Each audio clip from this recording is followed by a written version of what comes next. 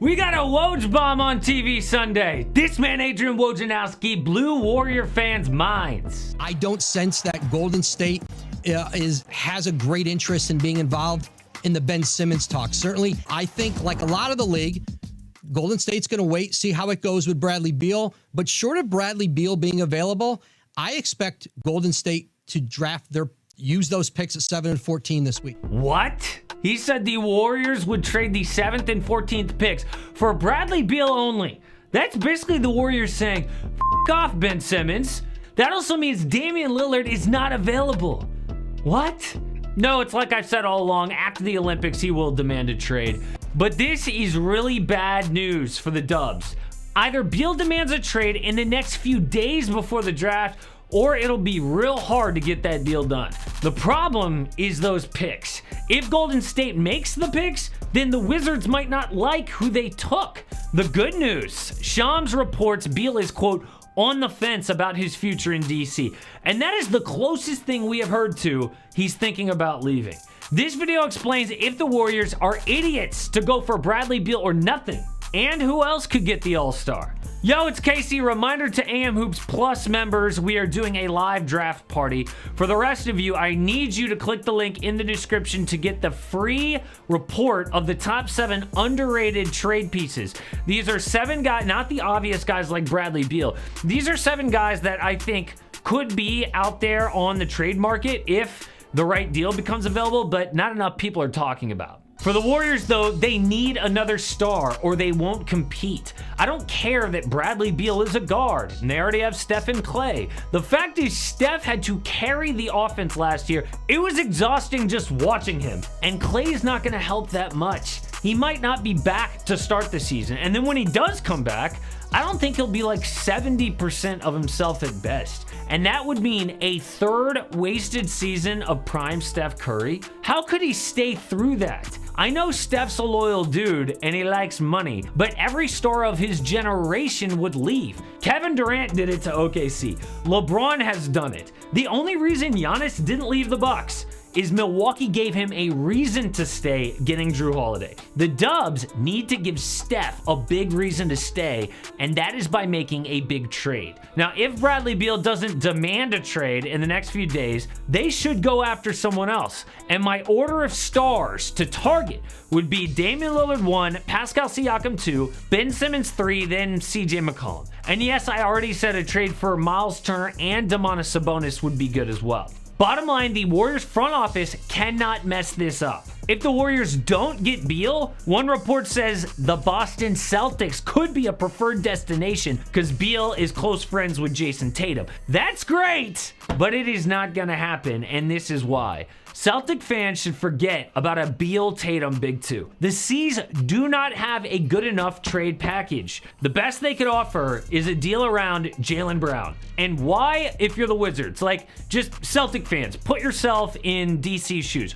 Why would you trade a youngish all-star for a youngish all-star? Like, where does that leave you? The exact same position. What the Wizards are going to want is something like the Rockets got for James Harden. Obviously a little less than that because Beal isn't as good as Harden. Good young players, probably an all-star too, and draft picks. That's a lot. And Boston just doesn't have what it takes to compete with that kind of trade. The teams that do have legit offers for Bradley Beal are, in order, number 1, the Denver Nuggets with a deal around Michael Porter Jr. 2, the Warriors with a deal around James Wiseman and picks. 3, the Pelicans with Brandon Ingram and picks. 4, the Sixers with Ben Simmons, Tyrese Maxey and picks. 5, the Knicks with RJ Barrett, Mitchell Robinson and picks. 6, not enough people are talking about, the Bulls. Kobe White, Patrick Williams. The Raptors next with Pascal Siakam and picks. And probably we have to mention the Heat because they have Tyler Hero, Duncan Robinson, Precious Achiuwa, and maybe 1 pick. But I want to go back to the Bulls because I think this would be a really interesting deal.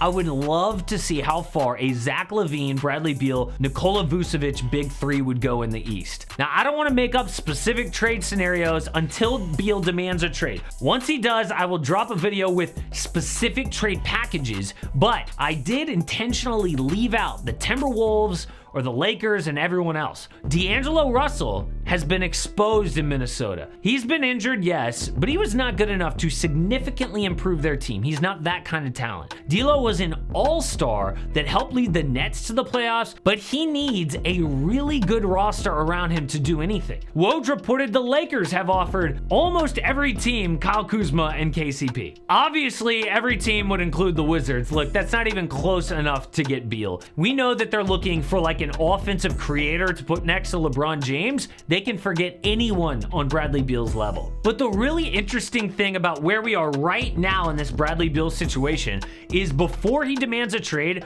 the possibilities are pretty wide open. I mean, I just listed 8 teams that could be in the mix, but the only thing that really will matter is what his trade demand list is, because we've seen recently that makes a huge difference. Like, if Beal has a list of teams that he will re-sign with, it kind of ruins the Wizards' leverage. We've seen James Harden and Anthony Davis do this in the past. A lot of people were angry with Danny Ainge for not getting AD. I think Ainge was right to be afraid to trade all their future and then be left with nothing if AD didn't re-sign. When Harden demanded a trade out of the Rockets, he put the Sixers and the Nets on his list of teams he would re-sign with. It's not a coincidence. Those were 2 of the finalists to get him. I am really interested to see who Bradley Beal wants to play for long term, because that will determine who has the strongest offers. The only way Boston is in that mix is if Beal says he will re-sign with the C's and nobody else. But I don't see that happening. My prediction is if Beal demands a trade, the only teams that will be on his trade list will be title contenders, like the Nuggets, the Heat, and the Warriors. Beal has made it known that his top priority is winning. I mean, he doesn't even want to leave DC. They're just leaving him with no choice. Dude can lead the league in scoring or be second and be an all-star, and they're not even competitive in the postseason. There is no point in hurting your legacy with the team that drafted you unless you're going to legitimately compete for rings. Now, I have to mention Ben Simmons because along with Beal, he is one of the biggest names out there before the offseason really gets going. Woj said the Sixers aren't just taking offers on Ben Simmons, they're actually picking up the phone and making offers to teams. He's got 4 years left on his contract, so that means he has 0 say in where he ends up. Literally, any team can get him. And if I was like the Kings or the Cavaliers or one of these teams that never gets a star in free agency, I would be making a strong offer right now. But I think the best case scenario would be the San Antonio Spurs. They're the only team that has real hope to fix Ben Simmons. Greg Popovich is a coach that does not take crap from players. He is so secure in his job that Ben Simmons couldn't get him fired. That's been the real problem with Brett Brown and with Doc Rivers, is those guys will protect their job first and then try to fix the team second. It's fine, that's human nature. You want to protect yourself. Well, that doesn't exist in San Antonio. Also, SA is so far out of the spotlight that it would take the pressure off. Philly is the exact opposite of that in terms of pressure. It eats players alive. Ben Simmons, not strong enough mentally. Markelle Fultz, not strong enough mentally. San Antonio is the perfect place to go, get the spotlight off, rehab Ben's game, and even though he wouldn't be excited to go there, he would have no choice. And the last bit of news is on Kawhi Leonard. Woj said he's seen 0 indication that Kawhi is going to leave the Clippers.